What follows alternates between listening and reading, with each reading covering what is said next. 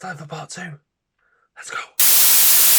Now 20th of November, Chester Senior Cup here at the Millbank against Crewe Alexandra. Another massive, we talked about in the last show about a bigger league opposition coming to the Millbank, and it was a good game, to be fair. Yeah, it was. It's great opposition, isn't it? I mean, even though they did play a lot of younger players, you could just tell the quality that they had, the way they passed the ball. It's the Crewe way, isn't it? And they did play really well.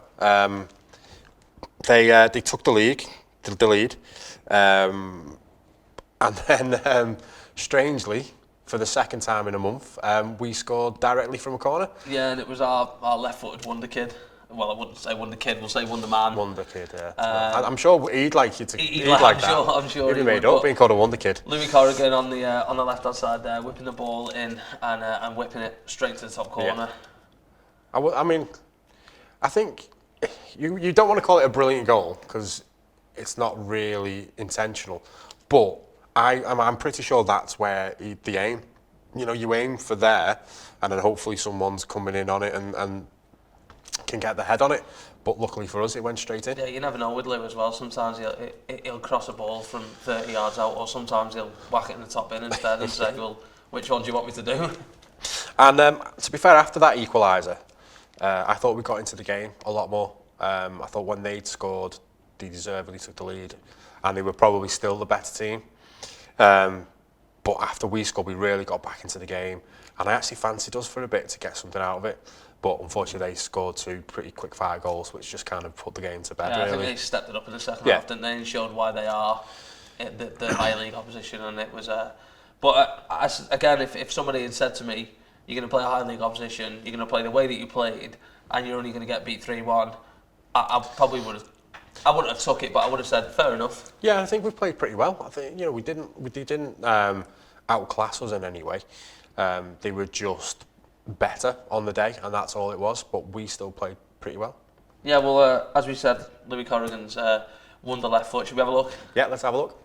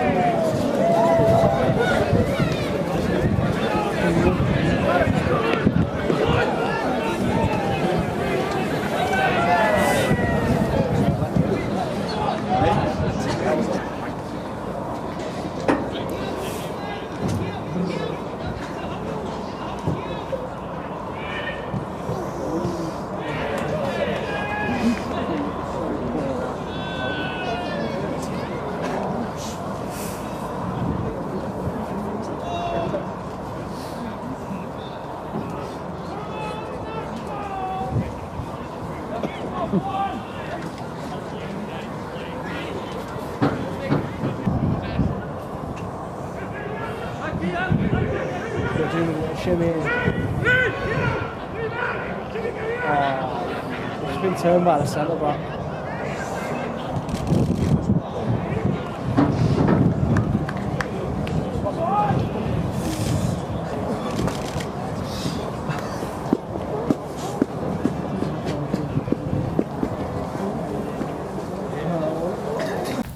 Hi guys, this is Linnets TV. I'm Dave Jones, and joining me is Runcorn Linnets manager Michael Ellison. Hello, we've just played Crewe in the Cheshire Senior Cup. Unfortunately lost 3-1. What are your thoughts? Firstly, really impressed with them. I thought they played really, really well, got the ball down, fit, moved the ball really, really quickly. And deserved to win the game ultimately. I thought they were the better side. You rested a few players, presumably with Saturday in mind. What do you think about the players that came in? Done okay. Look, I think you can see a lot of the lads hadn't minutes for a long time. That showed. I think they tried towards the end of the game, but we'd use it for next exercise to get lads minutes. It's important. We're going to have to use the squad in the coming weeks. We haven't got the biggest squad. So yeah, I thought some of them done okay. I thought others not so good. But it's all about getting minutes on the pitch, and that's the most important thing. They've got minutes under the belt, I think. The inevitable question. We've obviously got the FA Trophy coming up on Saturday. Are you going to do anything different, or are you just going to prepare as normal? We'll prepare as normal, like we do like any other game. We'll get the squad out probably tomorrow or Friday, and we'll go from there and look forward to it. Okay, cheers, hello. Cheers, mate.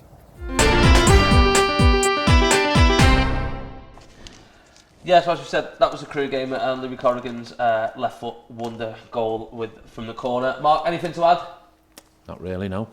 Cheers. Cheers, Mark. Thank you. So, 23rd of November, what was dubbed as the biggest game since the club had reformed a few years ago here in the FA Trophy, which was the reward we got from beating Prescott, and a massive game against FC United of Manchester, a huge team, bringing a Linnets legend back here in Aaron Morris. And I know a lot of fans, and Aaron was very happy to be back here.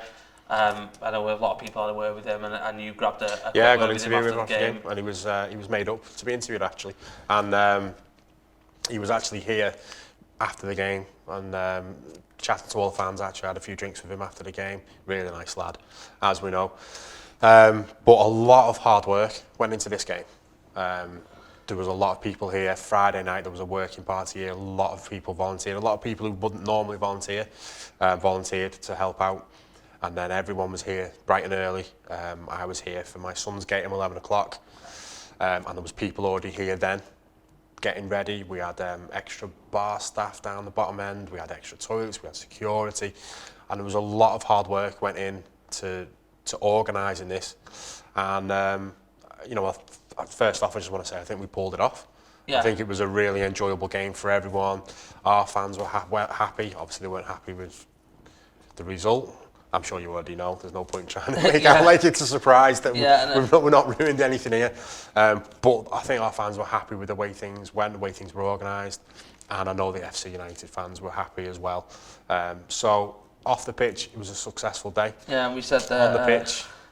Yeah, the attendance for that game, I think, I'm sure Buck will be able to clarify for us later, but I think that's the highest competitive attendance we've had here at the Millbank. For us, yeah. For 962. A game that we've been involved in, yeah, that's the highest competitive. I think we wanted to break 1,000. We weren't too far. But 962 is pretty good. It's not bad. Not the start we wanted, though. No. Going down 1-0 after 2 minutes. When you're playing such a big game, and you're playing a team from a high division, to go 2 down after 2 minutes, it brought it back down to earth. But I think we rallied after that. I think we played well. Didn't let them run away with it. Created a few chances ourselves. We're unlucky. I remember one point Shannons was through on goal, similar to the goal he scored against Prescott. He just got a toe on it, but unfortunately it just went a little bit wide. So we get through to half time, still only 1 down. Yeah, and then FC United had a chance to go 2 up with a penalty. Yeah, I mean, and again, just a minute into the second half, wasn't it? After conceding after 2 minutes at the start of the game, to then concede a penalty a minute into the second half, and you're thinking, oh no, this isn't.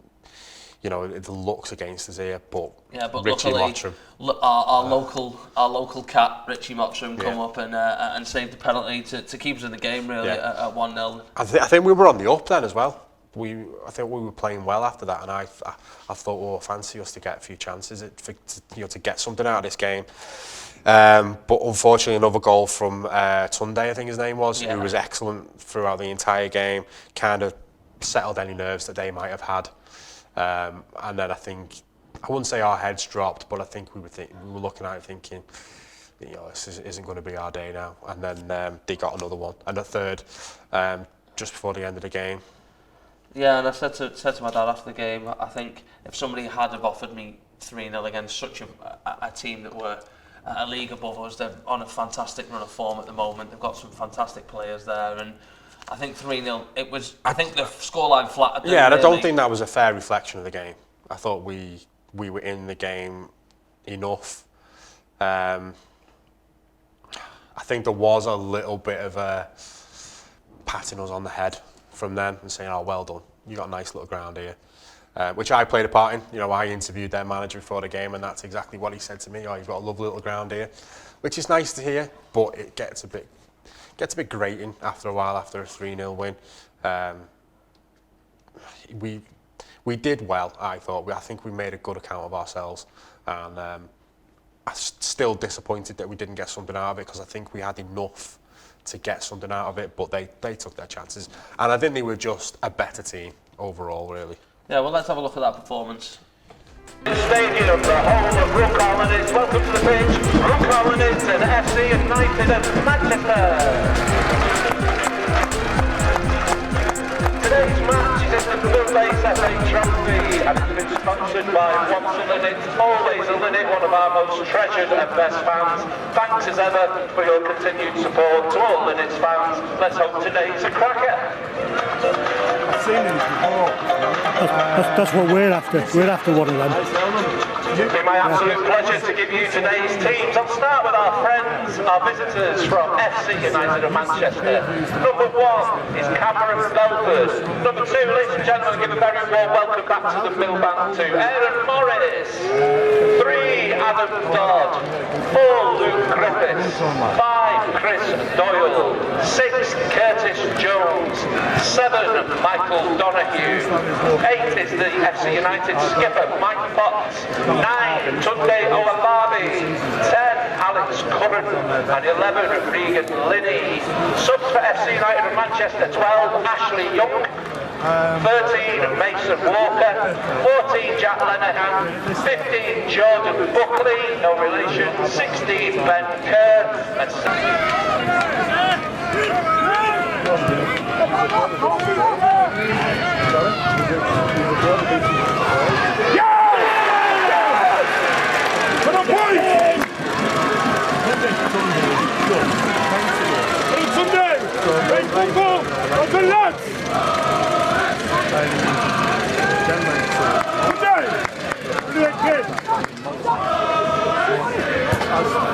House! Aaron! Great touches in there! Yes! Well done! Well done! Go on, Dante!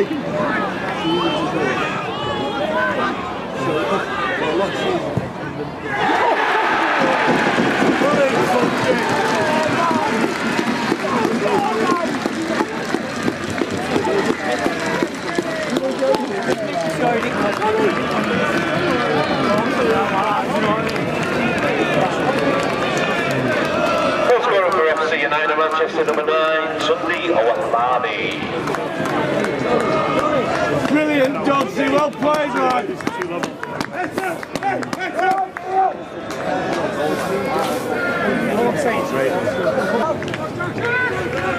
Switch it, go on, Jack! Go on, Sunday!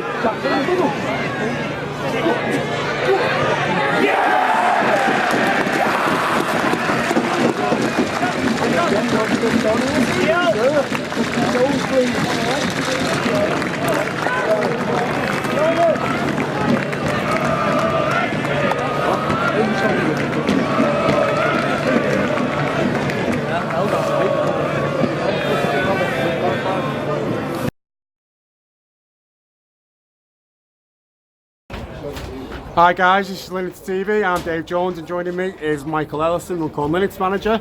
Ello, we've just lost 3-0 to FC United of Manchester in the FA Trophy.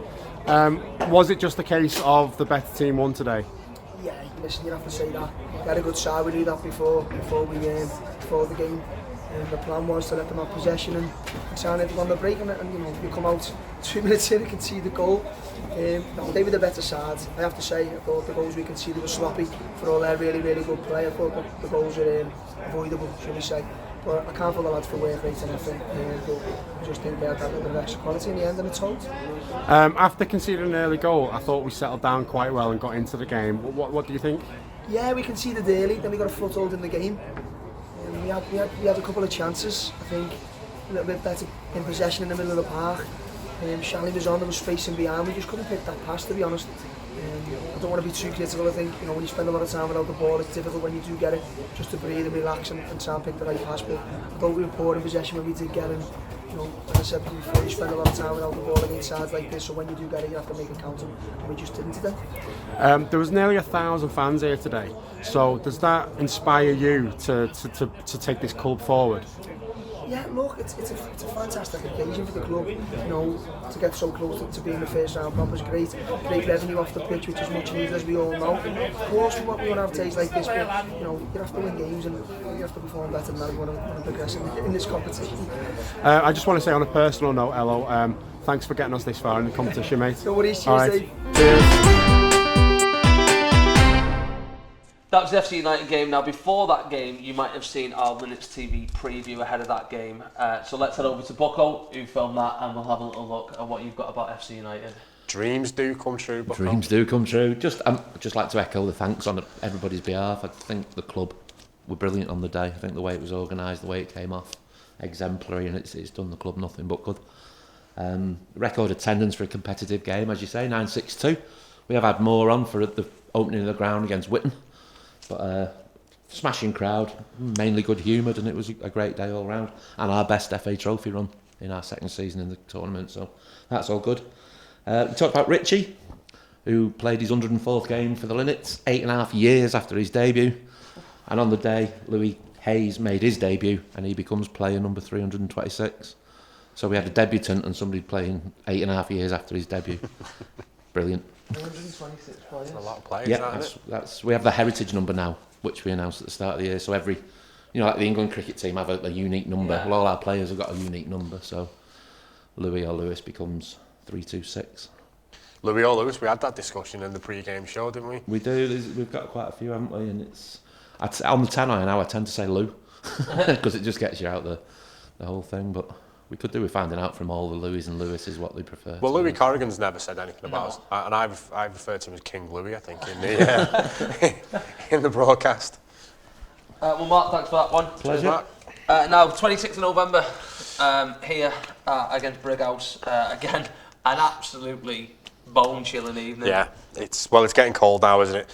Especially of an evening. Michael Emery came back in because he was cup-tied, wasn't he? I think for the trophy game. Just a little word on Mike. I think he looks a really good goalkeeper.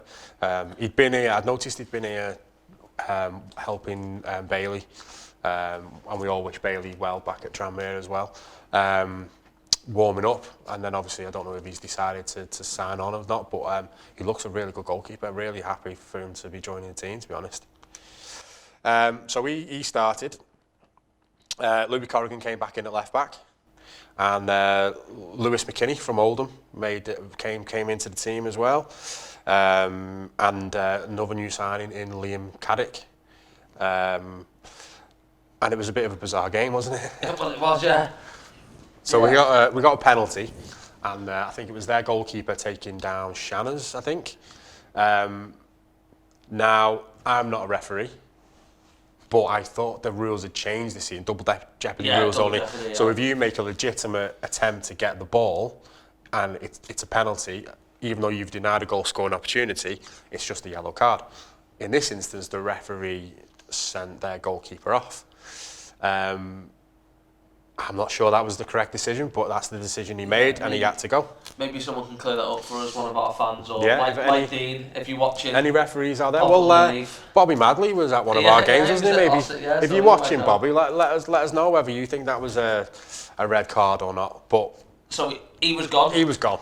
Now we had the beautiful situation, and I hope Bucko's got stat on this. I might be putting them on the stat, but I love this. Outfield player going in goal. I absolutely love it. Now, it's happened to us. One of the highlights of non-league football. It's happened to us a few times. Now, I know most teams in this division at this level don't tend to have a backup goalie on the bench. I know we don't very often have one ourselves. We just normally have. Yeah, even when Richie's there, because I've seen him there warming up with the goalkeepers, he's very rarely named on the bench. So when this happened, I'm thinking, oh great, outfield player going in goal. But Brighouse made a sub. So they took a player off to bring another player on, and that player went in goal, a fella called Reece Kendall. So that says to me, this lad's been in goal before. Because there's only one reason they're bringing him on, because he's obviously clearly good in goal. And as it turned out, because we scored the penalty, and then that was it. We didn't score any more goals. The second half really showed it, and I think Ella alluded to it in his post-match interview. He made four cracking saves for a makeshift goalkeeper, really. The two goalkeepers that have done it for us that spring to mind both had worldies as well. Chris Lawton did it, didn't he, in the Runcorn derby, and he had a real good game. And Ather's done it twice. One was at Stone Doms in that infamous 8-5. And although he shipped 5 goals, he really shipped, by the way, that was. He really did have a good game. And he's done it before, and he's always had a good game in goals. So there's something about, like you say, that great circumstance when an outfield player goes in goal. They do tend to have a real good game. Yeah, but Lawty was outstanding in the derby. It's happened a few times with Matty Abbott, and it happened so often enough that he even actually got his own song about being a goalkeeper when he was at us to the tune of one of the classics from The Lion King. So even though it wasn't quite the win we were expecting when their goalkeeper was sent off, it was a win, and it was a good, solid win on a very cold Tuesday night.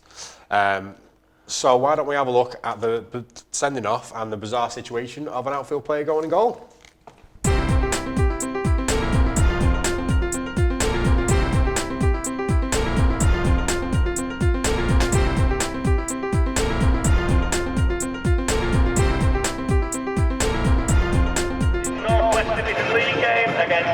Our visitors from Brighouse Town across the M62 over there. Some teams for you. Starts with Brighouse. Number 1, Jordan Porter. Number 2, Reece Ellington. Number 3, Josh Grant.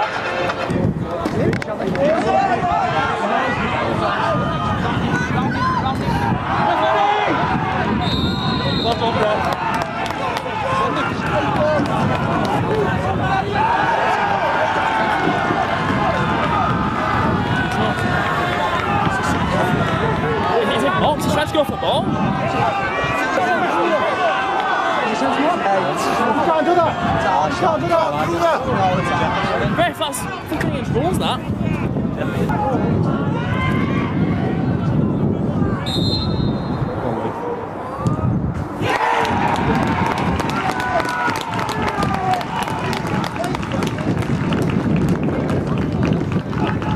Goal for Uncorn, number 2, Louis Corrigan.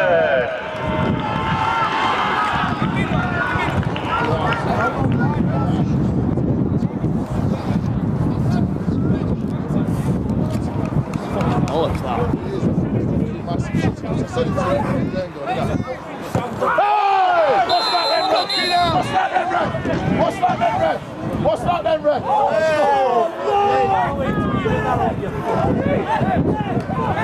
Only a yellow. Only a yellow. Yeah, only a yellow. Only a yellow. I just want to see if we're going to book someone.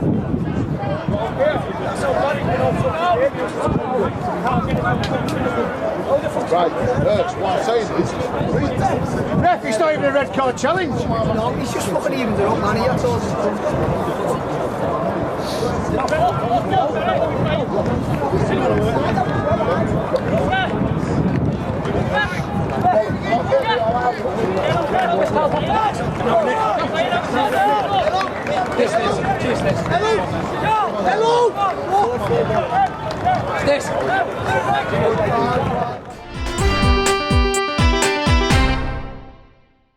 Yeah, so that was the 1-0 win here against Brighouse. Mark, anything to add? Not too much, to be honest. It's the first time we've ever played Brighouse Town, so we remain unbeaten against them, which is nice. And I'm sure Ella was absolutely made up with the first clean sheet of the month. Liam Caddick on debut becomes 3-2-7. Moving quickly on. 3-2-7. Now, final game of the month. Now, the big, well, our derby. Do we call it a derby? Let's get that one out of the way first. Do we call it a derby? Well, El Clasito, El Clasito, as dubbed nowadays, taking a trip across the bridge there over to Widnes, in what was a very closely contested game, really. Yeah. I mean, now we've lost town. I suppose they are. Now we're leagues away from town. I suppose Widnes are the closest we've got to a derby anyway. So I suppose it's the Halton derby, isn't it? But Joe, it was a great game as well. It's strange. It's strange being in a stadium of that size to watch Runcorn, and it must be even weirder when you're there to watch Widnes, because obviously there's not usually 300 and odd people there as there was yesterday. But it was a really good game, and the atmosphere was good as well. I enjoyed it, and I thought we played really well. Yeah, no, we did go 1-0 up, but we didn't go 1-0 up at the same time after 15 minutes when Gibbo got in. I think you'll see in the highlights later on. Yeah. If it had gone to VAR, and it could have done. It could have done, because we've all seen. Well, I assume we've all seen the replays at this point on Twitter. Well, I certainly have. And my feeling at the time, despite being the other end of the stadium, was he was onside. Yeah. I think Gibbo's pace has just fooled the assistant referee there, and that's why he's put his flag up. But he was clearly onside. Yeah, and then quickly after that, we did go 1-0 up. Yeah, their reprieve was short-lived as we got our deserved goal, and it was a brilliant move between Shanners and Liam Caddick, who I've been really impressed with since coming in on the left-hand side. An absolutely beautifully weighted pass. And I think he was looking for a 1-2 because he peeled off into the centre of the box, but it was that well weighted that Shanners found himself one-on-one with the keeper and just slid it in. He just had the freedom in the 6-yard box, didn't he? Couldn't miss, really. He just slid it in. Really good team goal and a well-deserved lead as well. Yeah, and then we've talked about him already in the show. Our absolute set-piece wonder kid, Louis Corrigan, you'll see in a moment. It's the moment he sets the ball down, I think you said off camera, the moment he sets the ball down, you think, this is going in. Yeah, I said to him after the game, I saw him after the game, and I said to him, as soon as you put that ball down, I knew it was going in. It was just a beautiful, beautiful free kick. But to be honest as well, I think what's really good about the way he takes his free kicks is that wasn't where I was expecting him to put it. I was expecting him to put it across the goal into the keeper's left-hand side, but he didn't. He went the other side.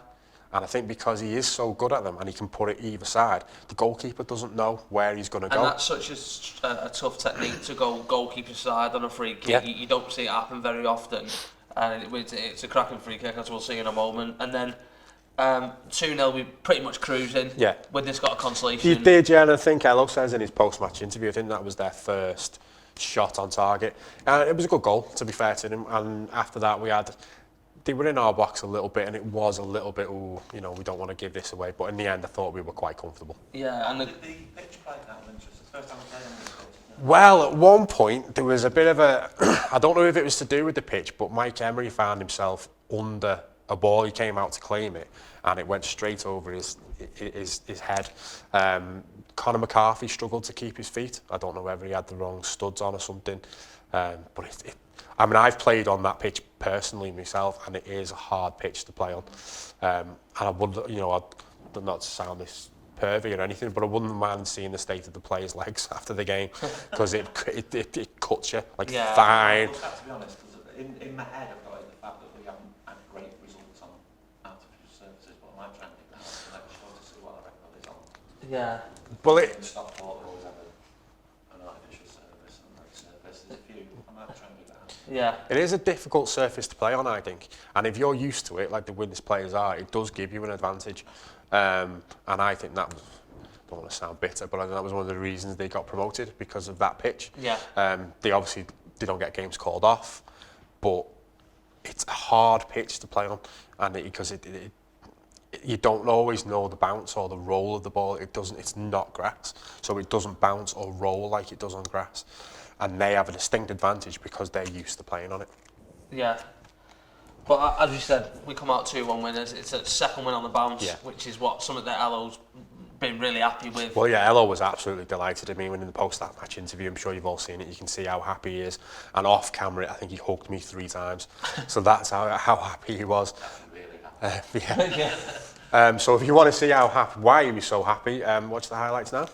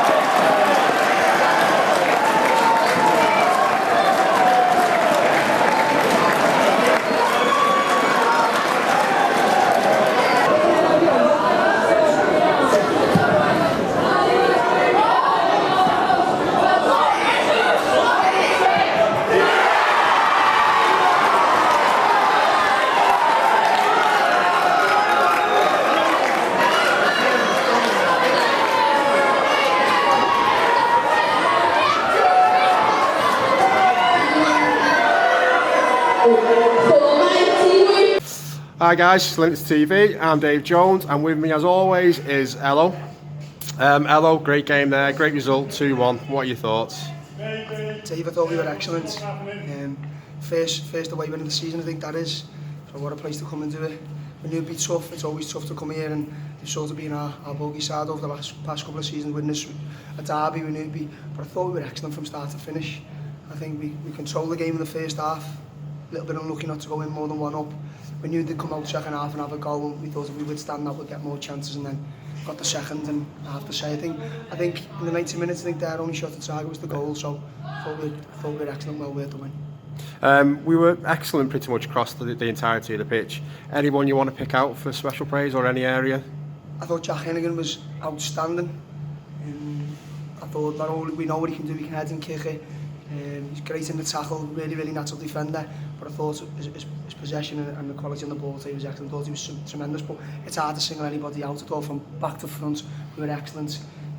Work rate, desire, and ball retention. I thought the first goal was goal of the season for me. I think it was our best goal.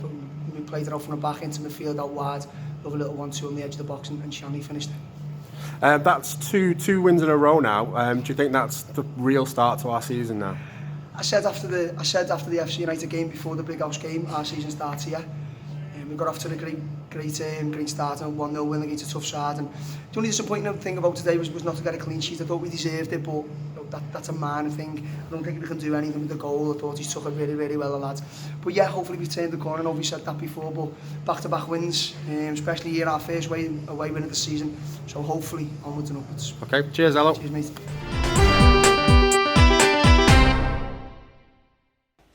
So that was the highlights from El Clasico. Let's head over to Mark for our facts about that one. Yeah, Elo alluded to Widnes as a bit of a bogey side, so it's a great win, to be honest. The second time we beat them in 6 attempts. And Kyle Hamid made his 250th appearance, which is nice. So one of only 5 players that have played over 200 games. I was going to say, I'm you know going what's to put coming. you on the spot. Do you know where that puts him in the appearance ranking? Yeah, he's second to others. Matt Aventon played 3-1-3, and Kyle is chasing him down. He's got some way to go there. Then you've got Ello and Mark Horton on 212, and Rob White on 202, and there are 5 double centurions, which is good. And that concluded a month of 8 games.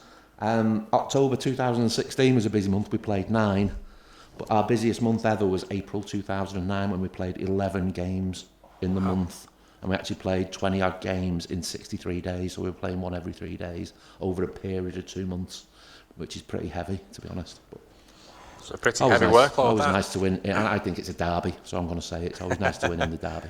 Well, there you go. We've had the definitive. Bucko says it's a derby, so it's a derby. Just while we're on the topic of Rob White as well, I'd just like to wish Rob the best of luck. I know he's just took over at West Kirby in the Cheshire League, so best of luck. I know Rob was a massive Linnets legend, and I know he's had a lot of health problems over the last 12 to 18 months, so it's great to see you back in the game, Rob, and best of luck at West Kirby. I concur. It was a bit of a surprise to me as well when Ello said in his interview that Widnes was actually our first away league game, a win of the season. That was a surprise. I think at the time, what was it? And then I was like, yeah, I can't think of any others because obviously we won at Prescott, but that was Cup, wasn't it? Have a look. Oh, there we go. Bucko's checking. Well, we'll leave you with that. Yeah, we'll carry on. The month as a whole, though, Dave. Yeah. A couple of cup games, couple of league games. Didn't get off to a great start, did it? Really. 2nd of November, losing 6-1, but we had the FA Trophy to look forward to. So yeah, we got through Prescott for that, and that was great winners, and they're the kind of games that they're why you watch football, aren't they, for games like that, which gave us our run, our big game, didn't it? The FC United game in the league. We've not done too bad after March, really, have we? I don't think we've lost one in the league. I mean, we haven't played that many league games, to be fair, in the month. But it's been cup month, and I think at the start of the month we were sort of started at the bottom of the hill, really, and we've really, as the month's gone on, we've really climbed. And I think at the moment, 2 on the bounce now with the 2 wins with Widnes and Brighouse, we're really pushing up that hill now, and hopefully we can continue this rich training form that we're in at the moment. Yeah, well, as I said to Ello in the post-match interview, is this the real start to our season now? And hopefully it is, and hopefully we can kick on and have a good December. December's always a tough month, isn't it? Yeah. In football, you get a lot of games coming, so hopefully we can have a decent December, and I'm still holding out for the playoffs. I don't want to quite give up on them yet, and I think if we get a couple more wins, we can be back up there. So hopefully that's where we'll be come the next episode. I was gonna say, hopefully we can be talking about us sitting pretty in the playoffs, or at least on the border of the playoffs. Yeah, well, let's see. We'll see how December pans out, and hopefully by the time we're on the next episode, we'll hopefully be, as you say, talking about possible push for the late playoff place. Yeah, that'd be great. Ello's not wrong. You'll be surprised, I know. Ello's not wrong. He's not wrong, no. It's our first away win. We have drawn 4 and lost 4 away in the league. So that's the first win. So that's why I didn't challenge him. I knew he'd know his stuff. Yeah, he knows his corn. Cheers, Mark. Mark.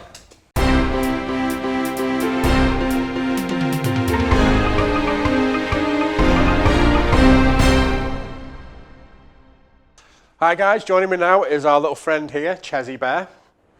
Now, Chezi is going to help us with a little competition we've got in mind.